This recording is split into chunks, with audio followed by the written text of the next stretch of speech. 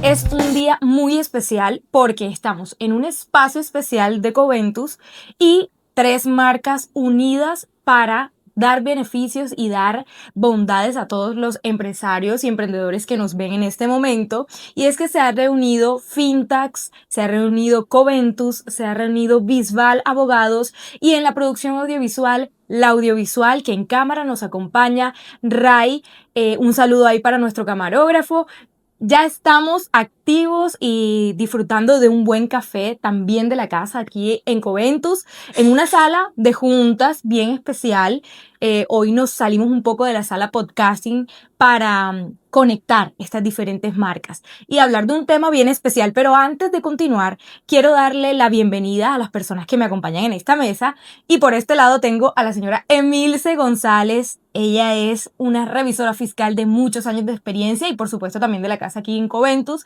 Y Fintax, CEO de Fintax. Bienvenida, señora Emilce. Gracias por la invitación. La idea era reunirnos y compartir un poco de estos temas tan importantes que necesitan entender un poco el tema de los empresarios. Entonces hoy estaremos atentos a cualquier solución o dudas que tengan.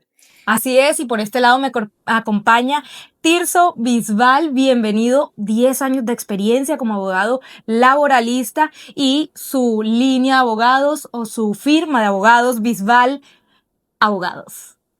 Bueno, Bienvenido. muchas gracias por la invitación, muchas gracias también a Emilce por la invitación. Día de hoy, pues bueno, compartir este espacio de conocimiento integrado entre estas tres empresas que se encuentran el día de hoy. Muchas gracias. Y es que es un tema que a todos nos compete en los diferentes campos de acción, las personas que nos ven, que apenas van a empezar en este camino del emprendimiento, que van a pasarse a la formalidad, que es un tema crucial para los empresarios, que estamos en el tema de emprendimiento y nos vamos a pasar a la parte de la formalidad. Es importante tener estos temas claros para no cometer errores y esa es nuestra misión el día de hoy, empezar como a saldar todas esas dudas que normalmente surgen. Por eso, al calor de un café, los quería reunir para que habláramos como de esos temas, de ese común denominador que se mueve alrededor de el tema de la empleabilidad en Colombia. Entonces, empecemos, señor Emilce. Quiero saber cómo los empresarios pueden empezar a pensar en esto. O sea, ¿en qué momento es crucial empezar a pensar en un abogado laboralista que los apoye o los asesore? Bueno, en el transcurrir del tiempo y con la experiencia, siempre hemos creído que es necesario desde el día cero. ¿Por qué? Porque sea con persona natural, sea microempresario, sea una persona que ya tenga su empresa constituida, es importante estar de la mano con un profesional experto en temas laborales por los riesgos, las reformas que vienen. Entonces sí es importante tener ese apoyo del especialista. Así es. Y Tirson, cuéntame, ¿cuáles son esas dudas que surgen normalmente alrededor de este tema? Bueno, como sabemos, este año tenemos un cambio normativo. Entró en vigencia la ley 2466 de 2025 que reforma todo el código sustantivo que veníamos conociendo. Así es. Y pues esto nos trae grandes cambios a nosotros como empresarios y a ustedes como empresarios y también nos coloca nuevas exigencias como empresa, ¿verdad? Hoy en día estamos hablando de el contrato de aprendizaje dejó de ser un contrato, valga la redundancia, de aprendizaje y pasa a ser un contrato laboral especial donde el aprendiz pasa a ser un trabajador más de la empresa con todos los derechos que tiene la empresa. Y esto es solamente una patica de todo lo que vino con la reforma. Vemos también cambios en el contrato a término fijo, vemos cambios en el contrato de hora labor, un contrato que utilizamos, creo que es el que más se usa normalmente dentro del ámbito empresarial. Y estos son todos los cambios que han venido trayendo a través de la ley 2466. Tenemos nuevos decretos que cambian también lo que vendría a ser la seguridad y salud en el trabajo. Entonces, todos estos cambios que se han venido presentando nos obligan a que como empresarios, pues desde el día uno, como mencionaba Emilce, tengamos ese acompañamiento integrado, no solamente pensemos en la contratación de la parte contable, sino que también la parte jurídica es muy importante, sobre todo porque al momento de contratar empezamos a pensar inmediatamente en cómo voy a vincular a los trabajadores, ¿verdad? Entonces, la principal pregunta que nos vienen haciendo normalmente, o la principal más pregunta, frecuente. la más frecuente, vendría a ser, bueno, Tilson, ¿cuál es el contrato ideal? ¿Cuál es el contrato que debo utilizar en mi empresa? En este punto, lo principal es, y lo que siempre le digo a todos, es que no hay un contrato ideal. Lo que realmente entramos a analizar es las necesidades que tiene una empresa. Entonces, basándonos en las necesidades que tiene la empresa, es que podemos empezar a mirar qué contrato es el que más nos sirve. A grosso modo, se podría decir que el contrato varía según su tipo. Entonces hablamos de que si Así la es. labor a realizar es permanente, bueno, lo más ideal sería contratarlo a través de un contrato a término indefinido, ¿verdad? Que Ujú. sabiendo que con la reforma inclusive le dieron más fuerza a este contrato, porque ahora es el contrato regla. ¿Qué quiere decir esto? Anteriormente nosotros podíamos escoger como quisiéramos entre los contratos.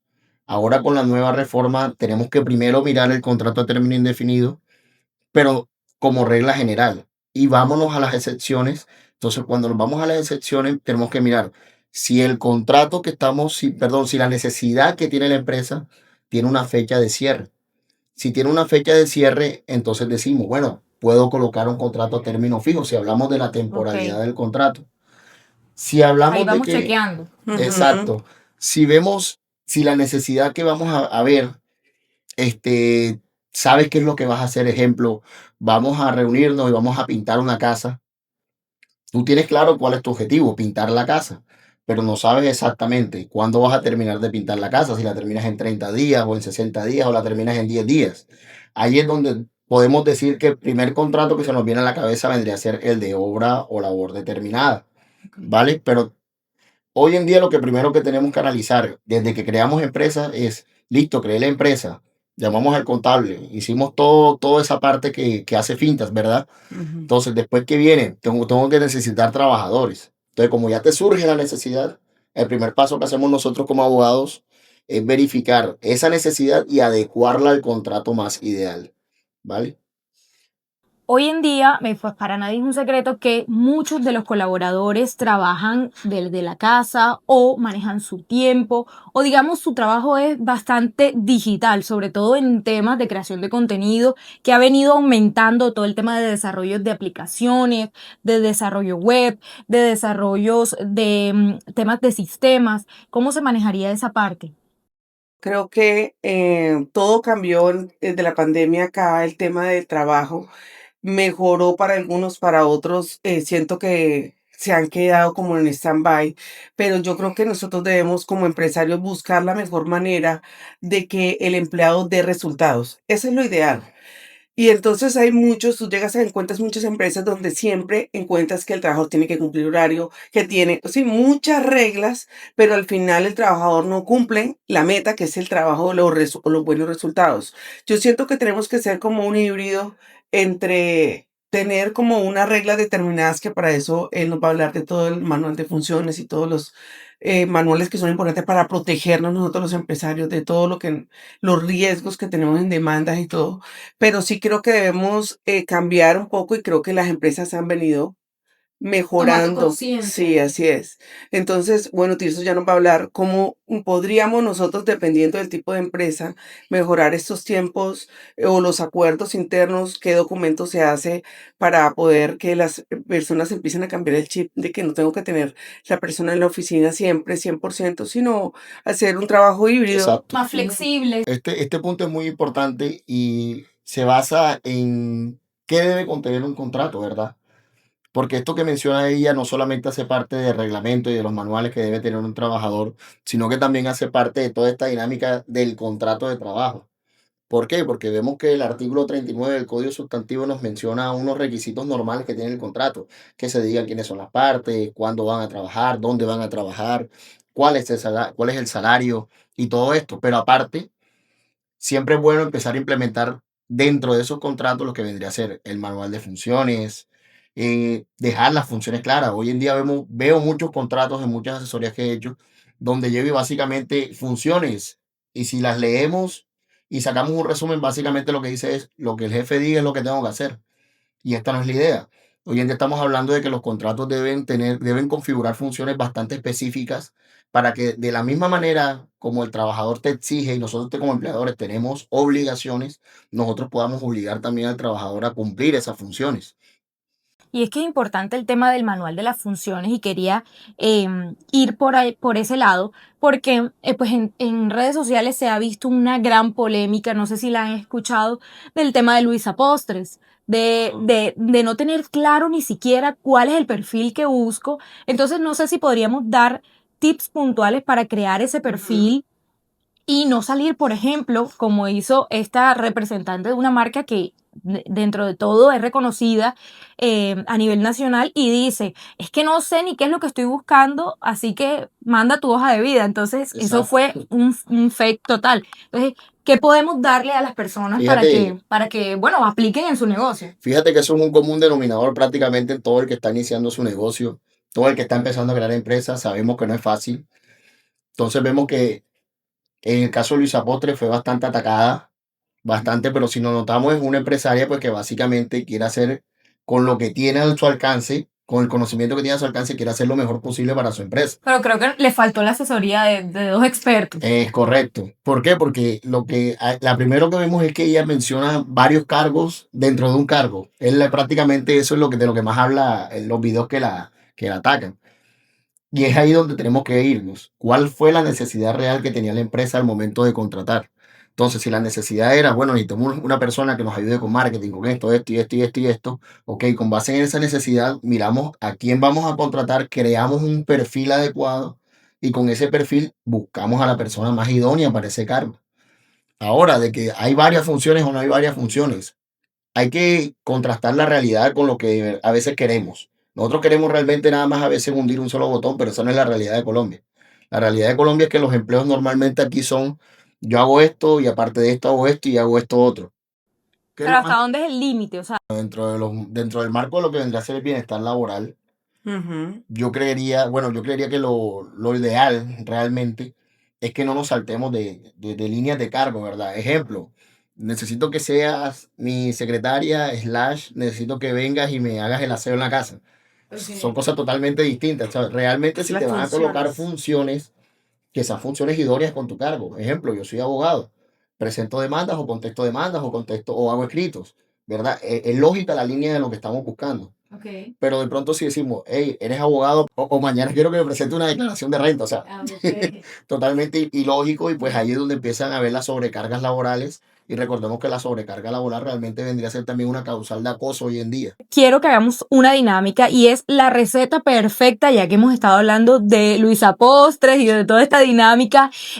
Vamos hoy a convertirnos en chef y a crear esta receta perfecta para una oferta laboral deliciosa, jugosa, para que las personas puedan tener ese empleo digno y con todas las condiciones de ley. Entonces, si yo tuviera aquí una olla, ¿qué ingredientes le agregarían a esta receta de oferta laboral para tener un perfil adecuado y atractivo? Señora Elena. Yo pienso que hay muchos empresarios que confunden mucho el tema en cuanto a la profesión. Si tú tienes el requerimiento de tener un personal, tienes que tener claro el requerimiento en cuanto a técnico, profesional, que tenga maestría, que tenga especialización, que tenga experiencia en lo que necesita realmente que te den resultados. Entonces, eso es importante. Y el alcance. Para El mí, alcance de la propuesta, sí, el echamos alcance de la a la propuesta. olla y el perfil. Sí. Listo, ahí vamos Y el mezclando. tipo de profesional que se necesita. Tipo de profesional que se necesita, o sea, muy alineado hacia la necesidad como tal de lo que requiere el cargo. Ujú. Exacto. Partiendo de que, como estábamos mencionando anteriormente, todo nace de una necesidad. Entonces, si vamos a cubrir esa necesidad, como estaba mencionando Emilce, lo ideal es cubrirla con el personal idóneo. Entonces, dentro de ese perfil que estamos creando del trabajador, tenemos que colocar cuál es el que de verdad se ajusta a esa necesidad. Ejemplo, si vamos a arreglar un aire acondicionado, necesitamos a un técnico de reparación de aire acondicionado, ¿verdad? Ujú. No tenemos que traer de pronto a un ingeniero Especialista especialista en temas de de calefacción, de refrigerante. refrigeración, exacto. Ujú. ¿Por qué? Porque por más que querramos ofrecerle un salario, no vamos nunca a llegar a lo que él de verdad está estimando.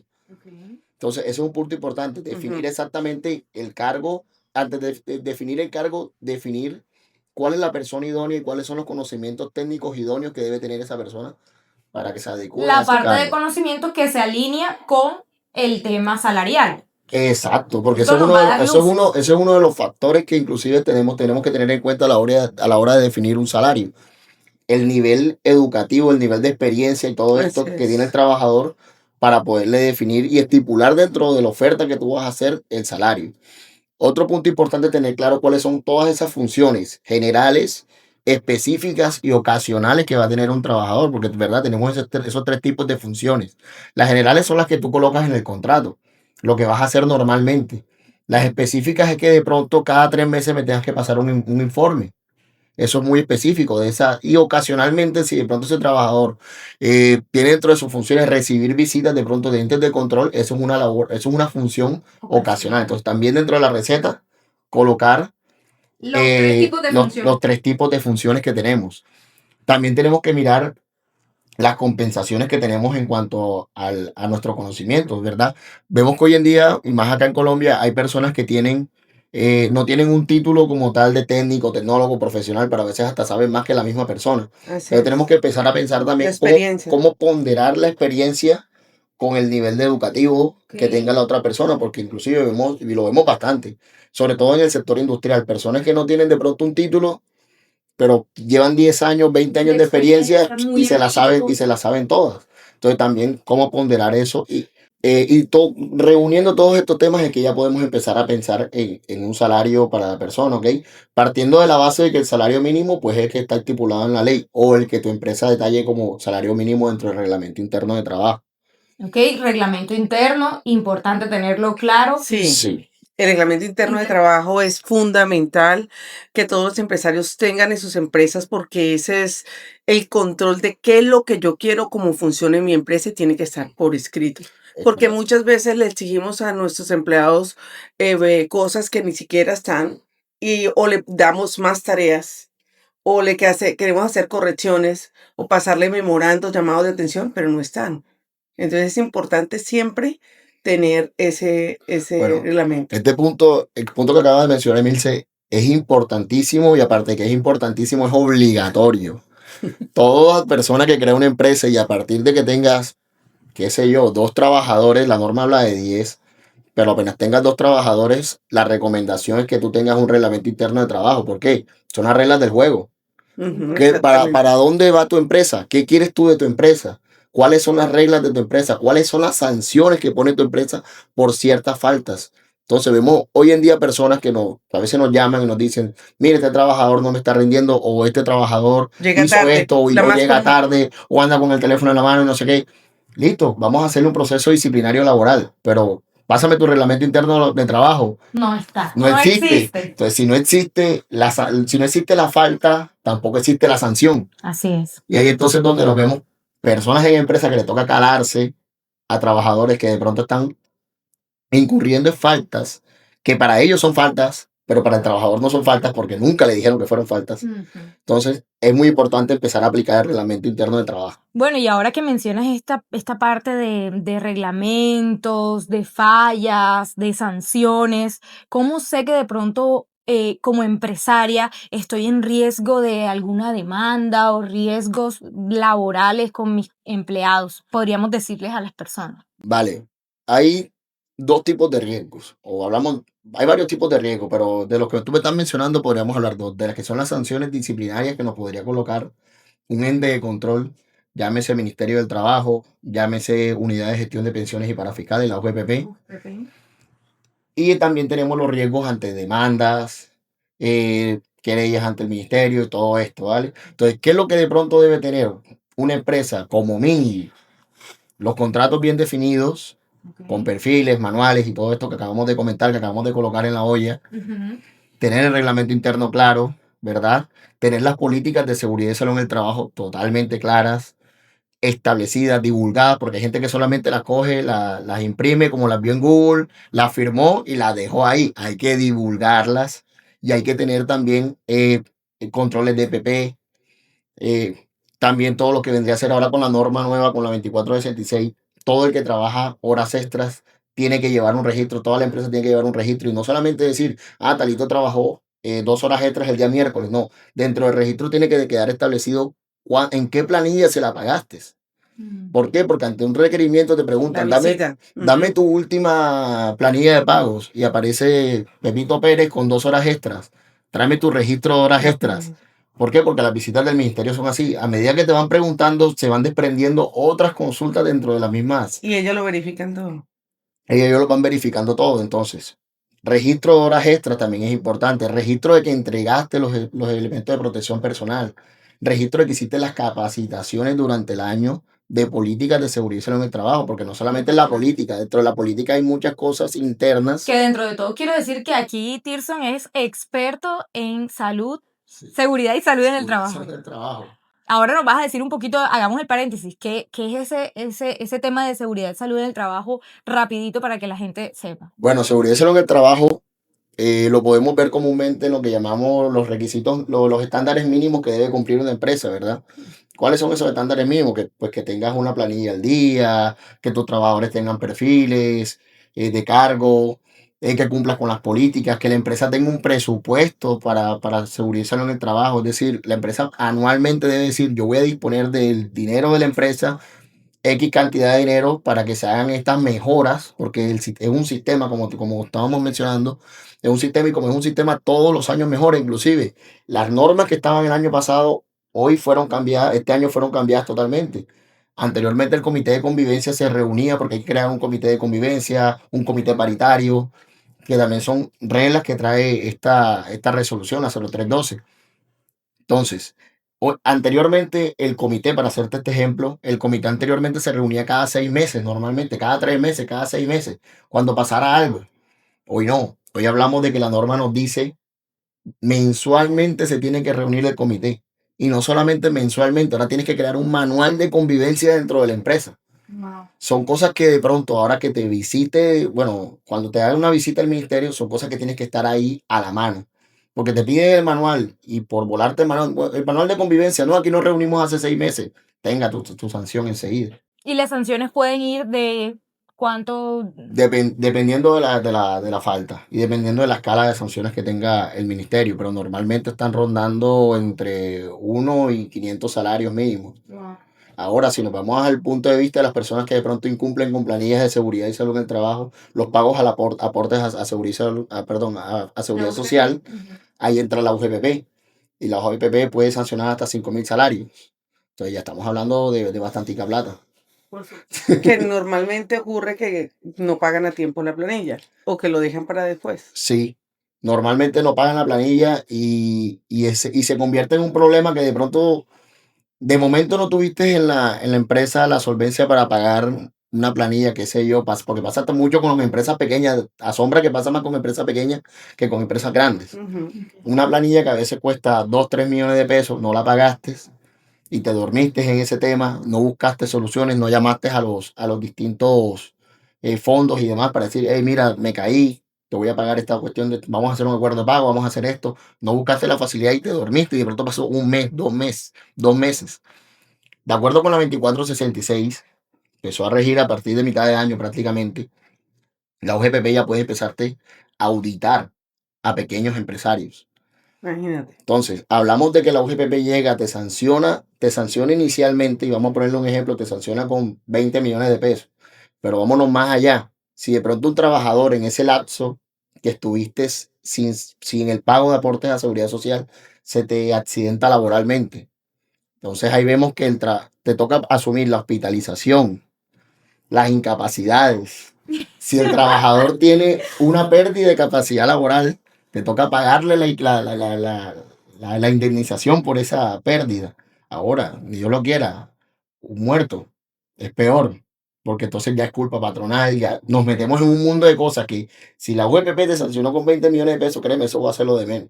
Ujú. Wow, wow. De verdad que todos estos temas se trata un poco de ser diligentes como Sí. empresarios, De mejorar mucho. de mejorar, de crecer y que crecer, lo repito mucho dentro de mi haber diario, crecer duele, como me dice aquí mi contadora.